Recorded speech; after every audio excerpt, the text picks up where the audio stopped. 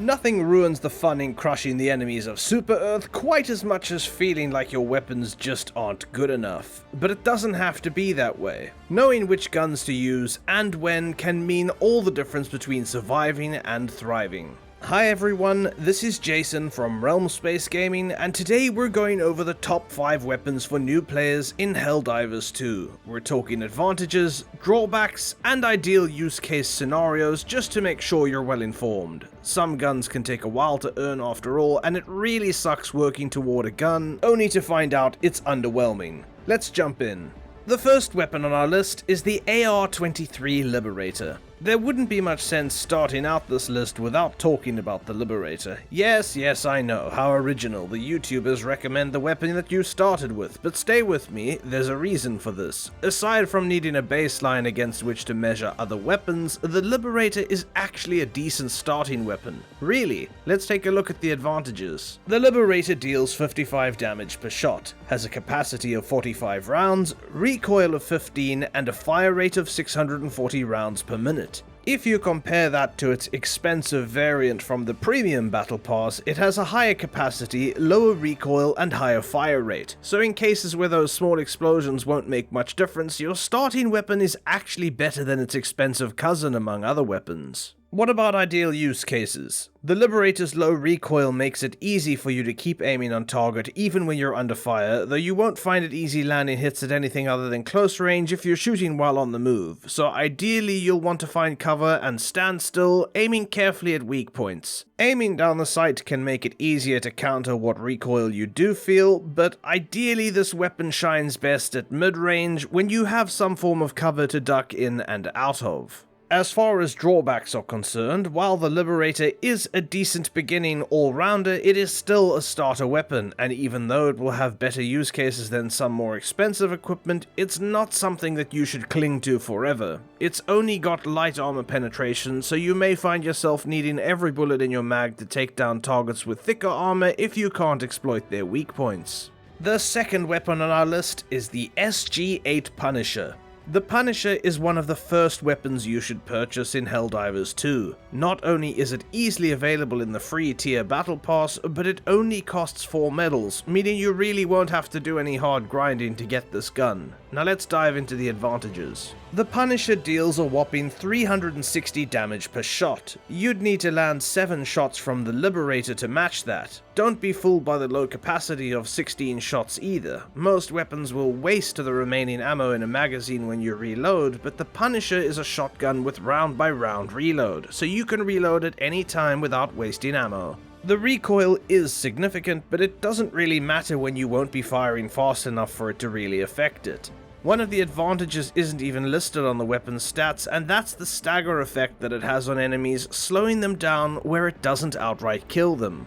Let's look at ideal use cases. The Punisher is a shotgun, and I know a lot of you will hear that and think short range only, but if you do, then you're wrong and you make me sad. The Punisher can perform quite well at medium range, but we expect that the 360 damage is split between its pellets. And so of course, you want all of those pellets to hit in order to deal maximum damage. The further you are from the target, the less likely all pellets are to hit and the less damage you'll end up doing. So the Punisher thrives when you're up close and personal with your targets, taking out most smaller enemies in a single shot, even in groups, and doing significant damage to larger targets. So what are the drawbacks then? Well, unfortunately, like the Liberator, the Punisher only has light armor piercing, so you'll still be suffering when it comes to higher armored targets if you can't hit their weak points. When it comes to damage per shot, the high damage is lovely for taking out single enemies, but the low fire rate does mean that you can't spray crowds as easily, and it means that missing comes with a heavier penalty, so you really do have to make those shots count. The third weapon on our list is the P19 Redeemer.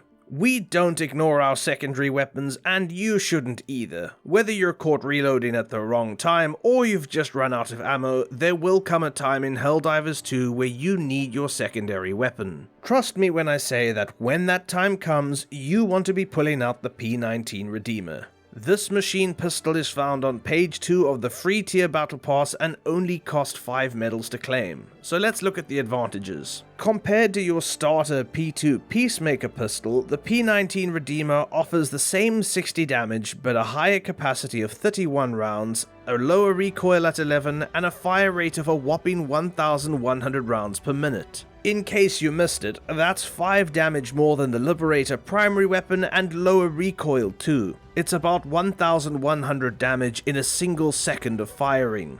It's an accurate short burst of bullets to save your democratic hide when you need it most. Being one-handed also means you can use it while running, so keep that in mind. So what's the most ideal use case for this weapon? Well, like I said, if you need to reload or if you're out of ammo, this is when you're most likely to pull out this gun. But honestly, the Redeemer makes a fantastic weapon for close encounters if your primary weapon is better suited to another task. For example, if you have a marksman rifle equipped and the enemies have closed in, or if you really do just need something to die that much quicker. The drawbacks of the Redeemer are really no more than you might expect of any secondary weapon. That is to say, it burns through ammo almost as fast as Super Earth is spending tax dollars. The fire rate also means it's a bit difficult to manage firing it at long range, but even then it's quite doable. The fourth weapon on our list is the R63 Diligence. The Diligence will be your first marksman rifle, and if you don't know what that is, think of it as the little brother of a sniper rifle. Just like the Redeemer, it's found on page 2 of the free tier battle pass, and it also won't bankrupt your medal supply. The description says that it trades mag capacity and fire rate for powerful, accurate shots, and the stats do reflect this. It deals 112 damage with a mag capacity of 20 rounds, a 35 recoil, and a fire rate of 350 rounds per minute. Now before you let Reddit or your friends tell you that the Diligence is no good, let's hop into the advantages. The Diligence deals about the same damage with one shot that the Liberator deals in 2, and given how you use the Liberator, you might think that's not such a big deal. But the Diligence can do something that the Liberator can't do, and that's hit enemy weak points with pinpoint accuracy at a range. It's an excellent gun for this purpose, especially at longer ranges, which effectively allows you to set up ideal ambush situations and get the jump on your enemies while they're still too far away to do much about it. Now let's talk ideal use cases. At present, the game has 2 major enemy types, Terminid bugs and automaton robots, and let me tell you, those automaton enemies are tough. If you're sick of your bullets bouncing off of them, well, their armor is thick. So aim for their heads. Dead center. Aiming for the head is the fastest way to kill an automaton, and there's no weapon you can access early that makes this easier than the Diligence does. Do this and keep your enemies at range for the best results. As for the drawbacks, well, as great as the Diligence is for dealing with targets at range with accuracy, that relatively low fire rate and capacity can come back to bite you if you get surrounded, and the last thing you want to do is get eaten because you were too busy reloading. So remember your strengths when using this weapon and play to them. The fifth weapon on our list is the AR23 Liberator. That's right, we're back to the Liberator, or rather its explosive cousin we mentioned earlier, and we're not here to slag it off either. You'll find it on page 1 of the Premium Warbond Battle Pass for a whopping 20 medals. And yes, it has lower capacity, higher recoil, and lower fire rate than the gun that you start with. And doesn't the description say that it trades these things for increased damage? Then why is the damage still just 55? Let's hop into advantages real quick. Much as the name would suggest, the Liberator Explosive fires, explosive rounds, but the game doesn't make it super clear exactly what that means. Thankfully, the creative director of Helldivers 2 took to Twitter, or X if you prefer, to give us a hint. Explosive damage bypasses the 90% damage resistance of, quote, massive squishy parts that enemies have. So, enemies typically have weak points that you need to shoot in order to deal maximum damage, and some have armored parts that drastically reduce damage taken. What the creative director is saying here is that some massive squishy looking parts on enemies that normally reduce your damage to 10% of what it should be will actually take full damage if you hit them with explosive rounds. He names the big squishy backside of the charger and the spewer as the 2 points that are vulnerable to explosive damage, but says there are others too. When asked about the rest, he just said to use logic and figure it out. Now, as far as the ideal use case scenario goes, our advice is to do precisely that. Part of what makes this weapon unique is that you will actually have to be the one to determine the most ideal case to use it in. Are you going up against enemies with big squishy looking bits like the bugs have? Do you want a slow thumper of a weapon rather than a fast firing bullet hose? Then the Liberator Explosive is for you.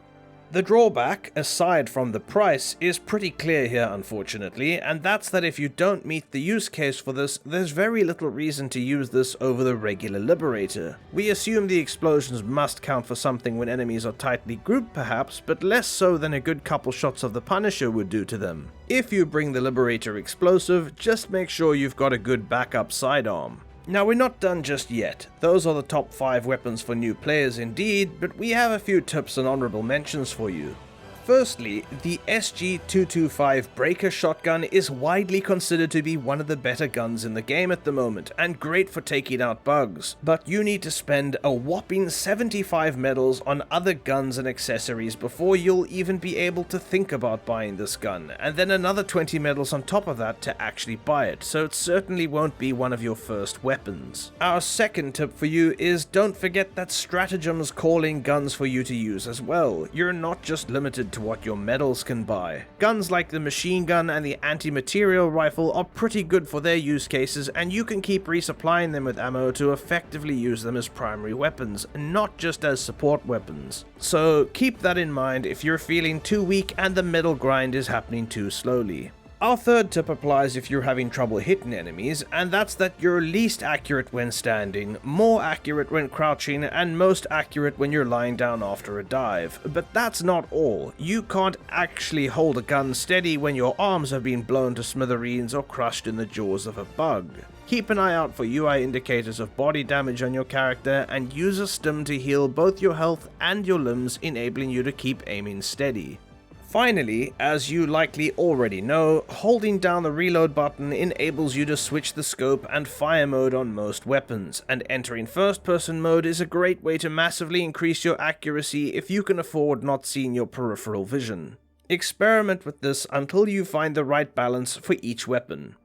So, that's that. If you found this helpful, and if you enjoy Helldivers 2, consider leaving us a like or subscribe if you want more awesome guides that bring you the info you need quickly and let you jump straight back into gaming. Otherwise, if you're looking for some squad mates, have some video ideas for us, or are just keen to hang out in a community of gamers, be sure to check out our Discord server and connect with the community at Realm Space Gaming. My name is Jason, thanks for watching, and don't forget to enjoy the rest of your day.